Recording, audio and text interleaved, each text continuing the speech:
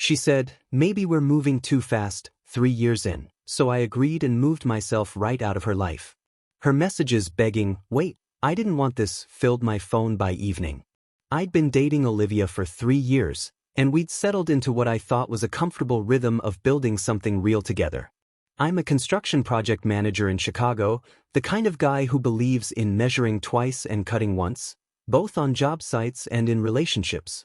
When she called during my lunch break that Tuesday, sitting in my truck outside a downtown renovation project, I expected our usual quick check-in about dinner plans or weekend logistics. Instead, I got a conversation that would change everything. Ethan, I've been thinking about us lately, she started, her voice carrying that careful tone people use when they're about to deliver bad news. Maybe we're moving too fast. I think we should slow things down a bit, take some time to figure out what we really want. I set down my sandwich and leaned back in the driver's seat, processing her words. 3 years together, and now she wanted to pump the brakes. Okay, I said calmly. If that's what you think is best. There was a pause, like she'd expected more resistance. I just need some space to breathe, you know? To figure out where my head is at without feeling pressured about the future. I understand completely, I replied, already pulling up my phone's contacts with my free hand. I'll make sure you get all the space you need. After we hung up, I spent the next 20 minutes calling moving companies. By 2 p.m., I had Pacific Coast Movers scheduled for a 4 p.m. pickup at my Lincoln Park apartment. I left the job site early, telling my foreman I had a family emergency, which wasn't entirely untrue. This definitely felt like an emergency in the family I thought we were building. I met the movers at my place and supervised as they carefully packed every single item that belonged to Olivia. Her clothes, books, skincare products, the expensive coffee machine she'd insisted we needed, her collection of decorative pillows that had somehow multiplied across my furniture, even the weird crystal she kept on the nightstand that supposedly promoted positive energy. Everything went into boxes with professional efficiency. I arranged for a climate-controlled storage unit across town and had them deliver it all there, paying for 6 months up front. While they worked, I changed my Wi-Fi password from Ethan and Olivia 2021 to Slowing Down Now, and updated my streaming service accounts to remove her profile. By 6 p.m., my apartment looked exactly like it had before she'd gradually moved half her life into it. I left a handwritten note on the kitchen counter. Olivia, I heard you clearly about needing to slow things down, so I've taken the initiative to help us both get the space we need. Your belongings are in storage unit number 247 at Secure Store on Ashland Avenue. Unit code is 8834. The first 6 months are paid for. Take all the time you need to figure things out. Ethan, she arrived at 7:30 p.m. with Thai takeout from our usual place, probably expecting to have a long conversation about relationship pacing and boundaries. Instead, she found an apartment that looked like she'd never existed in it. The spare key she'd used was still in the lock. I'd heard her fumbling with it for almost 2 minutes before she finally got the door open. Ethan, she called out, her voice echoing in the suddenly spacious living room. What the hell happened here? Where's all my stuff? I emerged from the kitchen, where I'd been reorganizing the cabinet space her collection of specialty teas had previously occupied. I got your message loud and clear about slowing things down, I said evenly. I figured the fastest way to give you the space you need was to physically create it. She stared at me like I'd grown a second head. I didn't mean move out. I meant emotionally slowing down, taking things less seriously for a while. 3 years in, and you want to take things less seriously? I asked. That sounds like moving backward, not slowing down. But either way, now you have all the space you could possibly need to figure out exactly what you want. Her phone was already buzzing with frantic typing. This is insane, Ethan. I meant we should maybe hold off on making big future plans, not that I wanted to break up. We're not broken up, I said calmly. We're just slowing down. Way down. To a complete stop, actually. The takeout containers sat cooling on my counter as she started making calls. First to her sister, then to her mom, her voice getting progressively more panicked as she tried to explain the situation. Maya, he moved all my stuff out? No, I don't know where. Yes, all of it? Some storage unit somewhere. By 9 p.m., My phone was lighting up with messages. Ethan, this is crazy. I didn't want this. Can we please just talk like adults? I may have chosen my words poorly, but this is an overreaction. Where exactly is my stuff? The storage place closes at 8 p.m. I responded to exactly one message. Unit number 247, secure store on Ashland. Code 8834. They're open 6 a.m. to 10 p.m. daily. Then I turned my phone to silent and went to bed in my suddenly quiet apartment, falling asleep easier than I had in months. I thought that would be the end of it, but Olivia's family had other plans. Within 48 hours, they launched what I can only describe as a coordinated harassment campaign designed to force me back into line. It started Thursday morning when her sister Maya showed up at my construction site downtown, marching past the safety barriers in heels and a business suit like she owned the place. Ethan, we need to talk right now, she announced, interrupting my conversation with the electrical contractor about conduit placement. My crew stopped working to stare at this woman who'd clearly never set foot on a construction site before. Maya, you can't be here without a hard hat and safety vest, I said calmly. OSHA regulations. Don't give me that bureaucratic nonsense, she snapped. You've completely destroyed my sister. She's been crying for 3 days straight. This whole thing is ridiculous and you know it. I handed her a visitor's hard hat from the supply trailer. Put this on or leave the premises. Those are your only options. She knocked it out of my hands. I'm not playing dress up so you can avoid having an adult conversation about your relationship. That's when my site supervisor Doug walked over, looking concerned about the disruption. Everything okay here, Morrison? Maya was just leaving, I said. She doesn't want to follow safety protocols. Doug's expression hardened. Construction sites don't mess around with safety violations, especially when lawyers might get involved. Ma'am, I'm going to have to ask you to leave immediately. You're creating a hazardous situation. This is unbelievable, Maya huffed, but she headed toward the exit. Olivia's right about you being impossible to reason with. The next day, her mother Victoria called my company's main office, somehow tracking down my boss Richard's direct line. I found out when Richard called me into his office looking confused and slightly annoyed. Ethan, I got a very strange call this morning. Some woman claiming to be your girlfriend's mother, saying you're having some kind of mental health crisis and need intervention. She wanted me to force you to take time off for counseling. I sat down heavily in the chair across from his desk. My ex-girlfriend's mother. We broke up 3 days ago. She made it sound like you'd had some kind of psychotic break. Mentioned something about you destroying property and making threats. Richard studied my face carefully. That doesn't sound like you at all. She's upset because I moved her daughter's belongings to storage when we split up. No property was destroyed, and I've never threatened anyone. Yeah, that sounds more like a normal breakup to me, Richard said with relief. But heads up, she seemed pretty determined.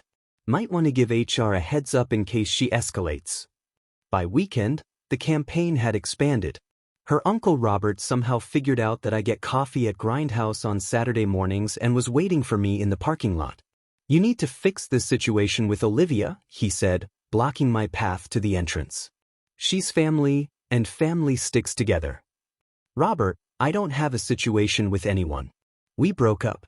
People break up. Young man, relationships require work.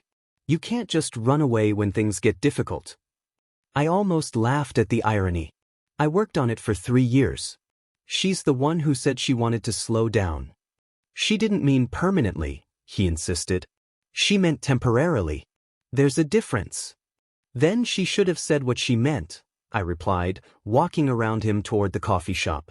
He followed me inside, continuing his lecture about commitment and compromise while I ordered my usual medium dark roast. The barista looked uncomfortable as the stranger lectured me about my personal life in front of half the neighborhood. But the real escalation came from her cousin Ashley, who'd apparently created fake social media accounts to monitor my activity. I discovered this when my friend Jake called me laughing. Dude, did you know someone's been friend requesting everyone you know with fake profiles? Same girl in all the pictures, but different names. She's been asking people questions about what you're up to. I checked my own friend requests and found 3 accounts that looked suspicious: Jennifer Thompson, Maria Rodriguez, and Kelly Davis, all using slightly different versions of the same woman's photos. All had requested to follow my Instagram and Facebook within the past week. When I reverse searched the images, they came back to stock photo sites.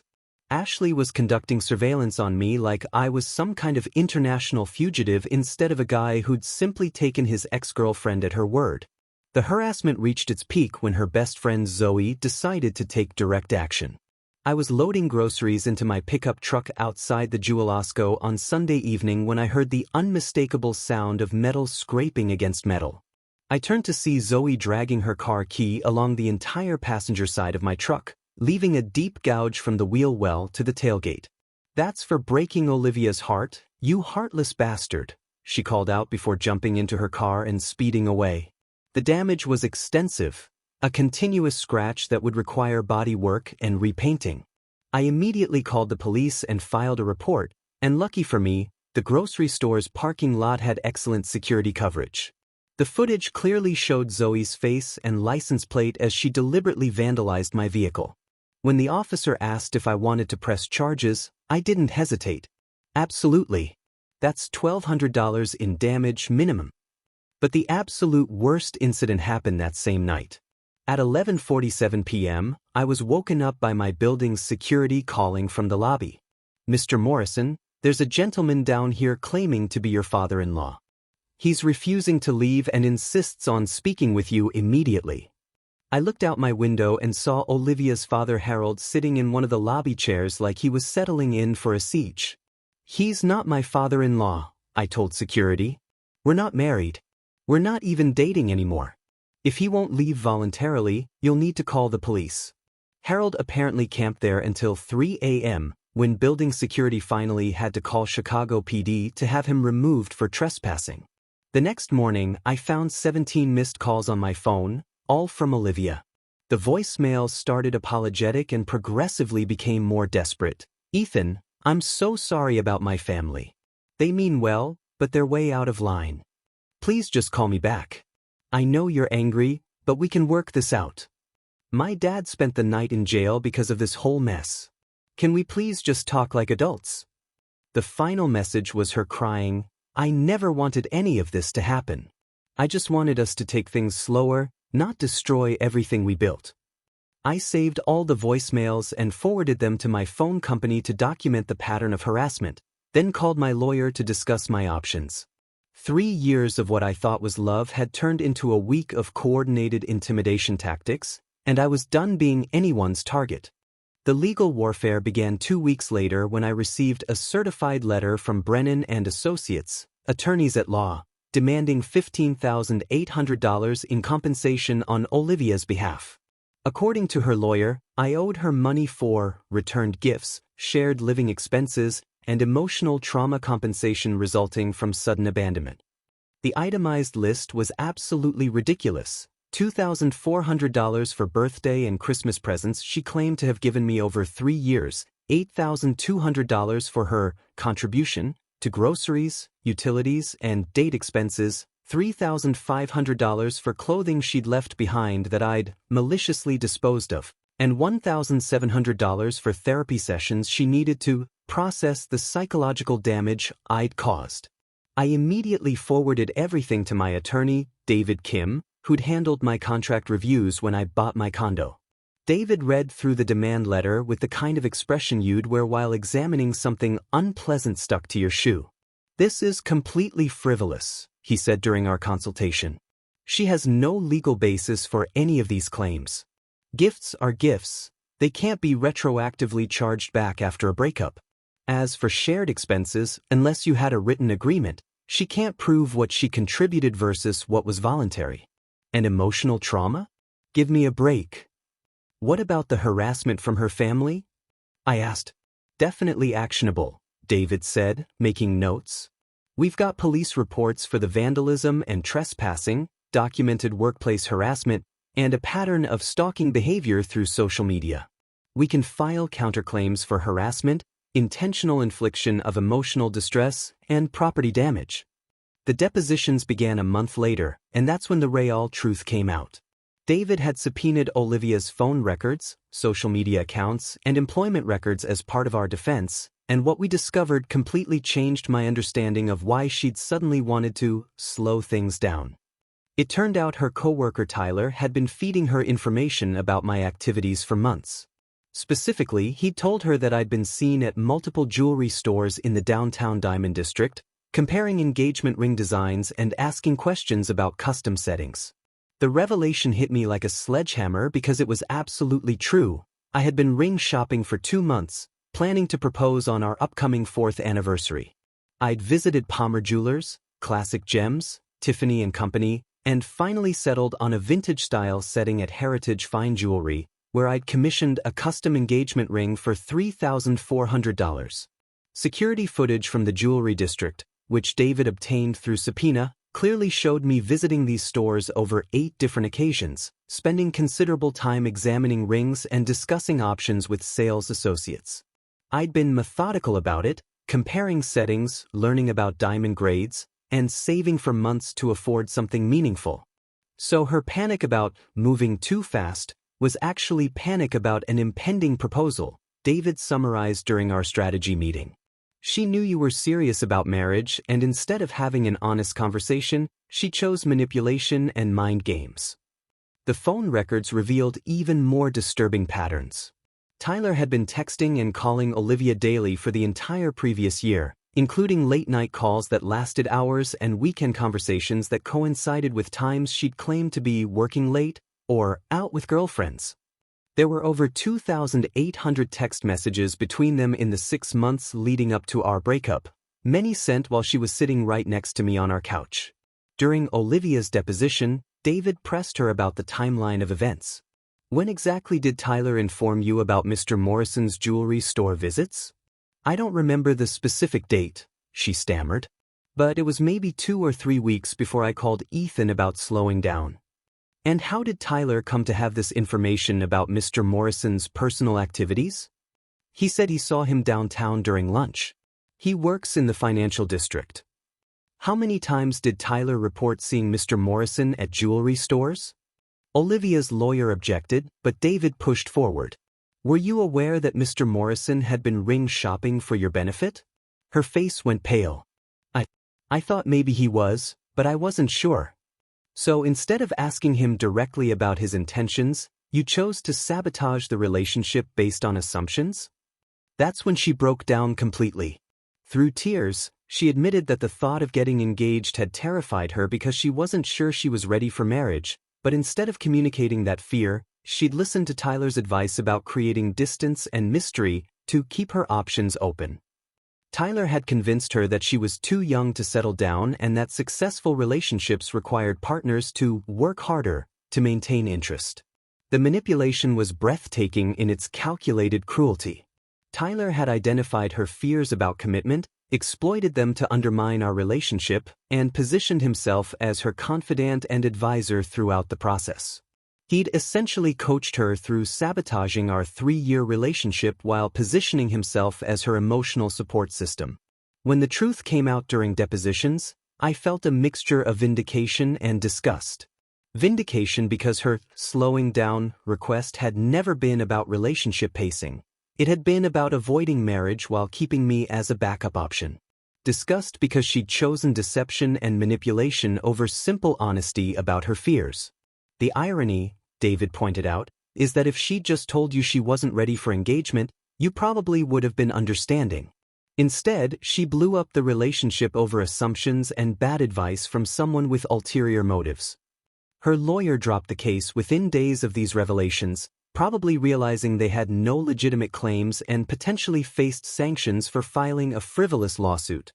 My counterclaims for harassment and property damage remained active, and suddenly Olivia was the one facing legal consequences for her family's behavior. But the most infuriating part was realizing that our entire relationship ending could have been prevented by a single honest conversation.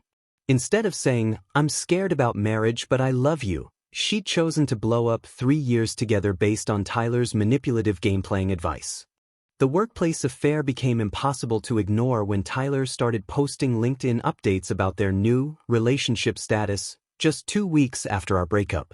I discovered this when my friend Jake, who works in marketing and follows industry connections, called me laughing. "Dude, you need to see this guy's LinkedIn. He's posting photos from some corporate retreat with your ex, and they're all over each other. Captions about finding love in unexpected places and when the universe aligns. It's absolutely shameless." I looked up Tyler's profile and felt my stomach turn. There were multiple photos from what appeared to be a marketing conference in Milwaukee, showing him and Olivia at dinner, walking along the lakefront, and sharing drinks at the hotel bar. The timestamps showed these were taken exactly 9 days after she'd called me about slowing down. 9 days. The comments from their coworkers were even more telling. "Finally. We all saw this coming. And, about time you two made it official." The phrase, "finally," suggested this had been brewing for much longer than either of them had admitted. I started connecting dots I'd been too trusting to see before. The previous 6 months suddenly made terrible sense. Her increased overtime, the mysterious work dinners that lasted until midnight, the way she'd started dressing differently for the office, and her sudden interest in company social events she'd previously avoided. Every time I'd asked about her late nights, she'd cited projects with the team or client presentations that required all hands on deck. Now I realized the team was Tyler, and the only thing requiring all hands was their affair. I called David to update him on this development. "This actually strengthens our harassment case," he said after reviewing the LinkedIn posts. "It establishes a timeline that proves premeditation. She didn't just randomly decide to slow down your relationship, she was actively pursuing someone else while living in your apartment and using your resources." During the next round of depositions, we pressed for more phone records and discovered the full extent of their relationship. The data was damning: daily contact for over a year, including 47-minute phone calls at 11 p.m. while she was supposedly taking baths, weekend texts during family gatherings when she'd claimed to be disconnected from work, and location data showing they'd met for coffee or lunch at least twice a week for 8 months. The most infuriating discovery was that many of their meetups had happened on days when she'd asked me to cover dinner or groceries because she was tight on money from work expenses. I'd been literally funding her dates with another man.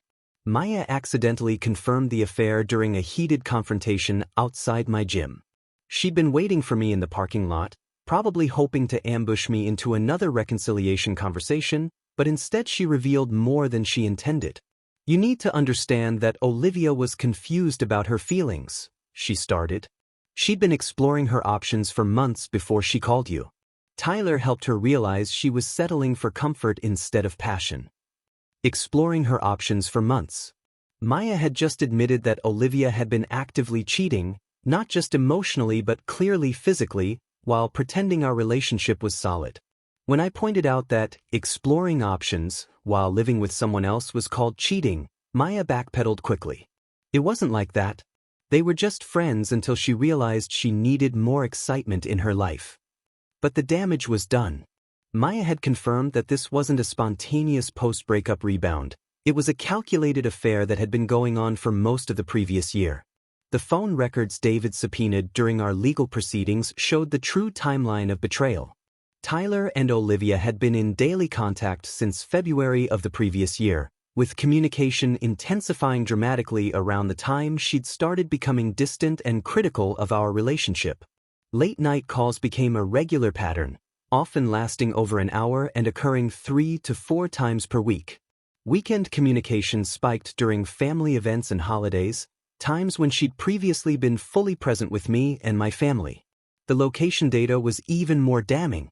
Their phones had been in the same location dozens of times when she'd told me she was at work late, at her sister's house, or out with female friends. Hotel parking lots, restaurant addresses, and even Tyler's apartment building, all documented in the digital trail they'd been careless enough to leave. The most crushing revelation came when David obtained email records through the legal discovery process. There were months of personal emails between them, discussing their connection and how they needed to be careful about timing. Tyler had encouraged her to create emotional distance, from me gradually so the eventual breakup would seem natural rather than suspicious. He'd literally coached her through the process of destroying our relationship while positioning himself as her rescuer from a boring, predictable situation. When Tyler got promoted to department manager just weeks after their relationship became public, the timeline became crystal clear to everyone in their office. Several of Olivia's former coworkers reached out to me through mutual connections, confirming that the affair had been an open secret for months. "Everyone knew except you," one of them told Jake, who passed it along. "She used to complain about how you were too comfortable and didn't challenge her anymore." Meanwhile, she was sneaking off with Tyler during lunch breaks and staying late for strategy sessions that were obviously about more than marketing campaigns. The relationship that I'd thought was built on 3 years of trust and shared experiences had actually been a lie for at least the final year. While I'd been ring shopping and planning our future, she'd been actively building a relationship with someone else and using Tyler's advice to systematically undermine what we had together. The slowing down conversation hadn't been about relationship pace. It had been about getting me out of the way so she could pursue her affair without the inconvenience of hiding it anymore.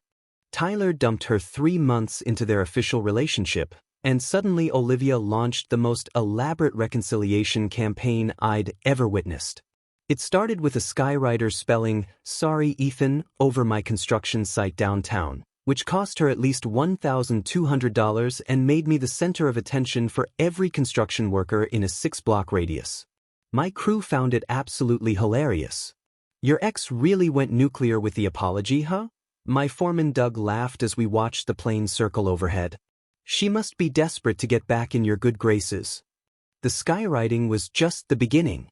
Within a week, she'd somehow discovered which CrossFit gym I'd joined and strategically timed her membership to coincide with my workout schedule.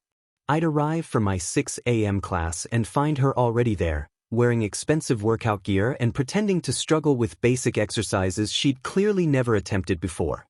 The trainers kept trying to pair us up for partner workouts, not realizing they were facilitating her stalking campaign. "Isn't that your ex-girlfriend?"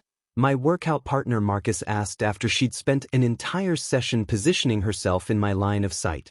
"She's been asking the staff about your schedule." When subtle infiltration didn't work, she escalated to flower deliveries at my job site. Every day for 2 weeks, elaborate bouquet arrangements appeared at the construction trailer with cards bearing increasingly desperate messages. "I was an idiot, please forgive me, you deserved so much better than what I gave you, and I understand now what real love looks like." My crew started taking bets on what the next arrangement would be, treating it like entertainment rather than romance. The flowers eventually graduated to showing up at restaurants where I was eating. She'd somehow figured out my dining patterns and booked tables strategically positioned within my view, always dining alone while making exaggerated sad faces in my direction. The hostess at Giuseppe's finally approached me about it.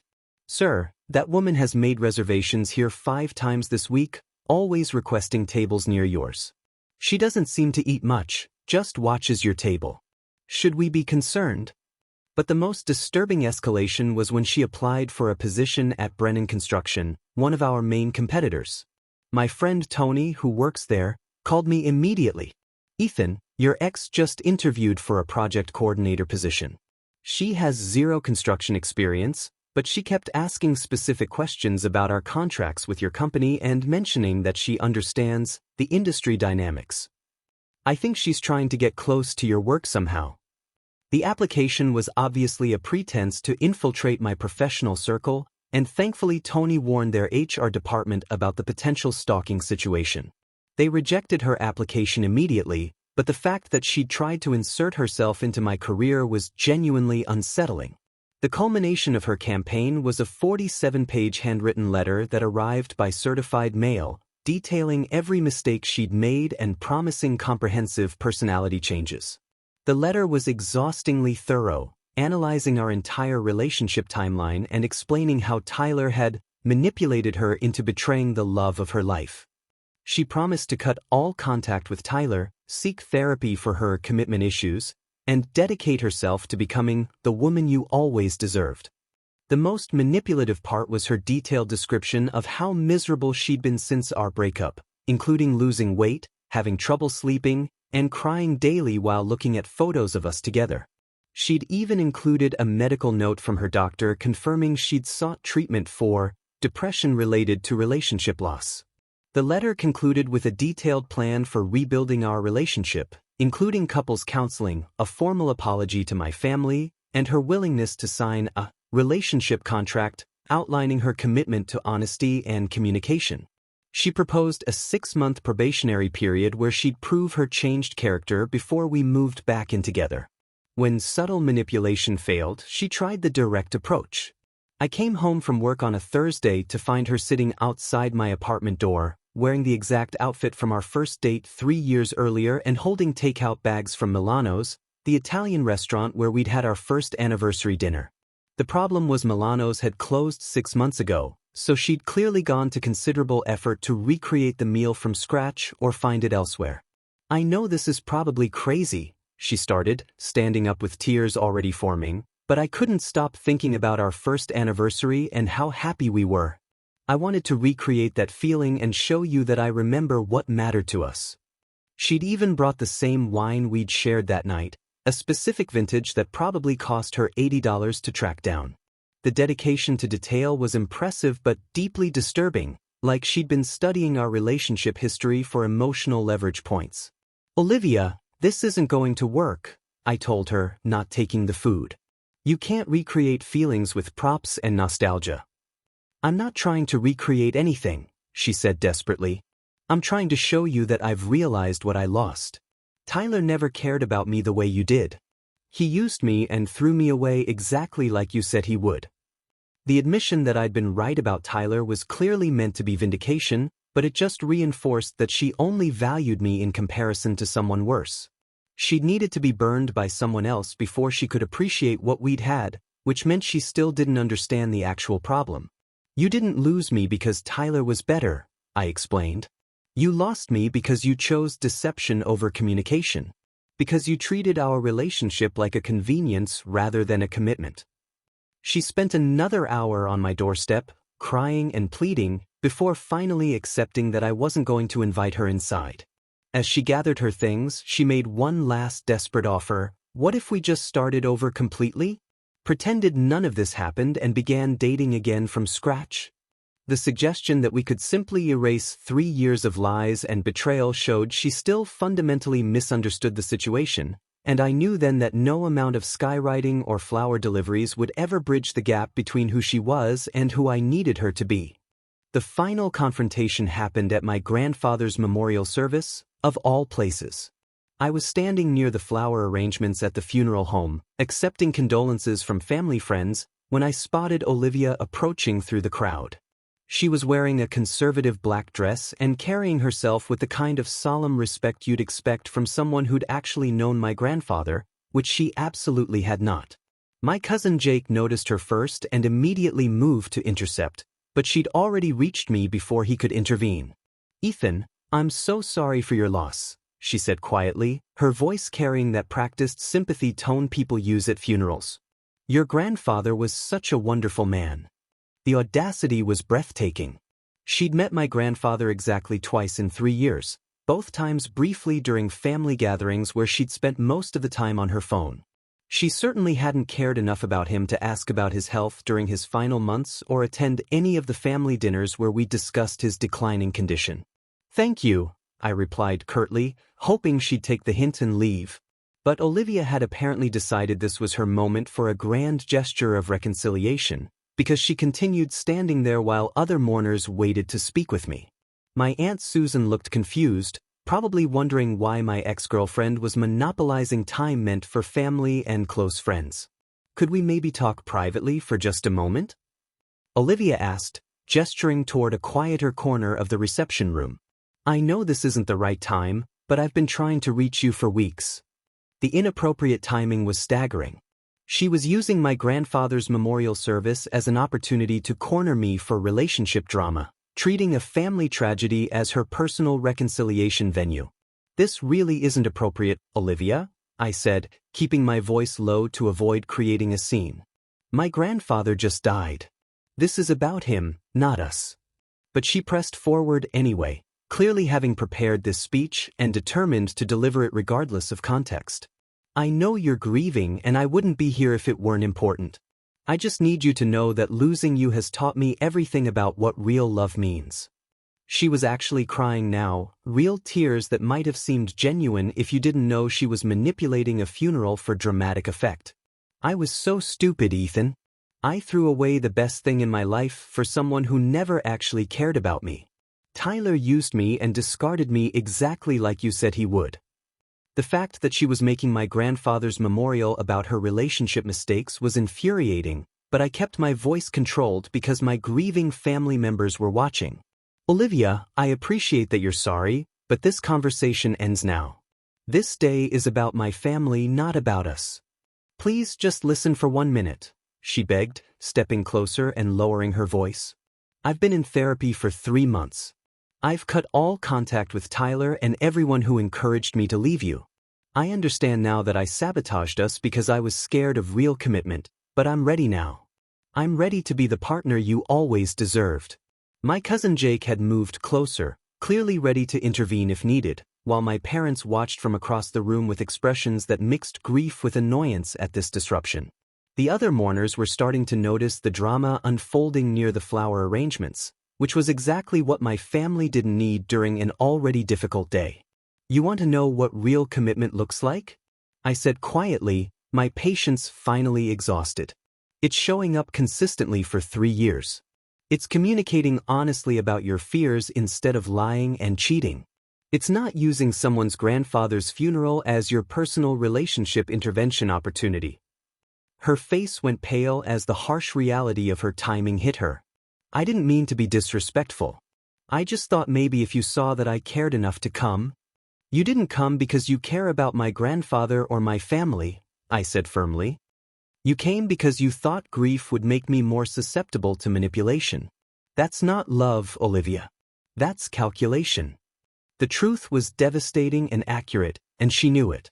Tyler had discarded her after using her for a few months, exactly as I'd predicted, and now she was desperate to return to the security I'd provided. But she'd learned nothing from the experience except that the grass wasn't actually greener elsewhere.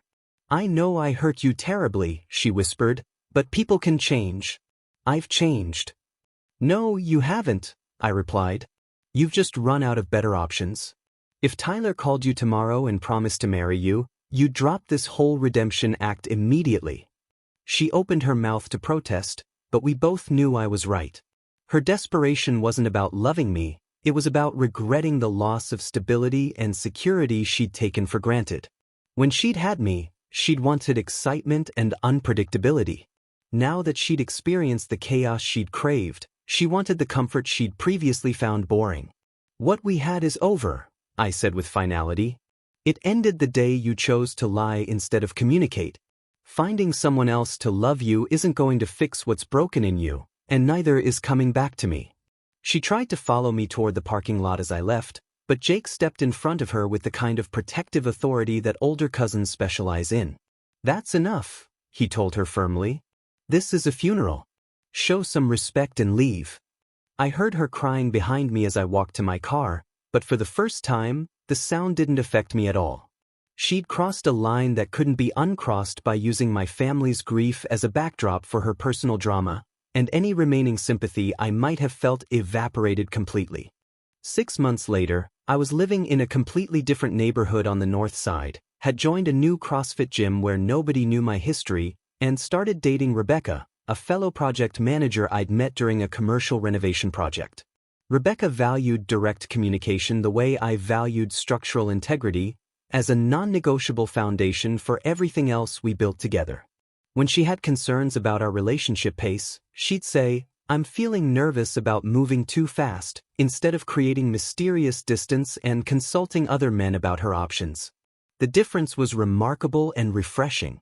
I returned the engagement ring to Heritage Fine Jewelry and received a partial refund of $2,100, which I used as a down payment on a Harley-Davidson Sportster I'd wanted since college. The irony wasn't lost on me.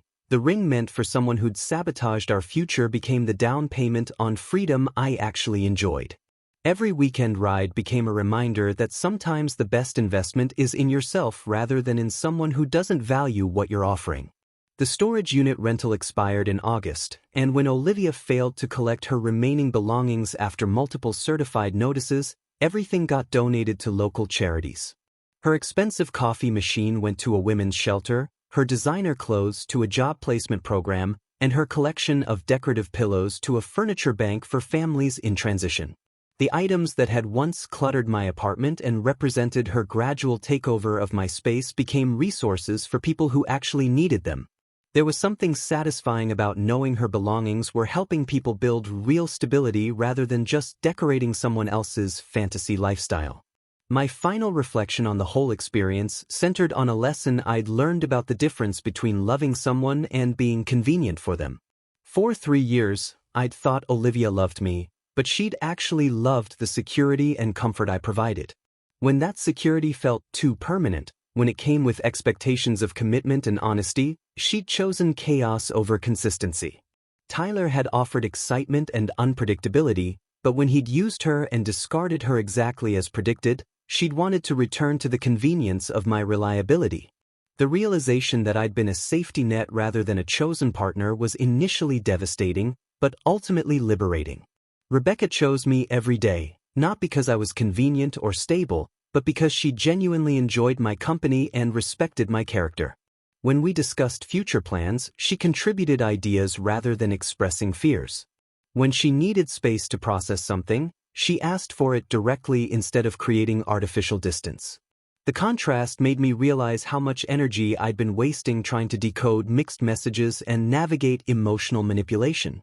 I changed my phone number one final time in September, keeping only the contacts that actually mattered: family, close friends, work colleagues, and Rebecca. The number Olivia had been calling for months suddenly reached a disconnected message, and I felt genuine relief knowing I'd never again have to decide whether to answer her calls or read her desperate text messages.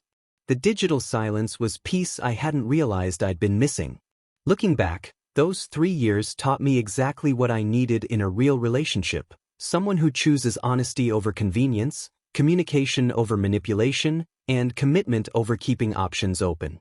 Olivia had done me an enormous favor by revealing her true character before I'd proposed, even though her methods had been cruel and her timing devastating. Sometimes the worst thing that happens to you prevents something even worse, and losing someone who didn't actually want to be found was ultimately the best possible outcome for both of us.